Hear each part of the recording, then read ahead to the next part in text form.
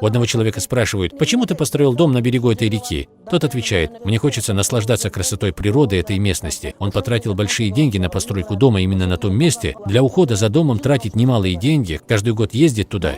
Это люди из 50-летней давности. Ныне люди заработают денег в том году в Анталии, в этом году в другом месте, в следующем еще другом. Таким образом они расходуют свои сбережения. Ты накапливаешь имущество, будто оно с тобой останется навечно. Приобретаешь дом в Иссык-Куле на огромные деньги, охраняешь его, ухаживаешь за ним. Тем не менее, всего 10 дней в году проводишь там отдых. Не лучше ли каждый год на 10 дней взять дом в аренду? При этом тебе не будет нужды расходовать средства на иные траты. Наслаждение и благополучие не в накоплении богатства, а в бегстве от него. Что значит для человека истинная ценность? Истинная ценность – его способности, ум, духовное богатство.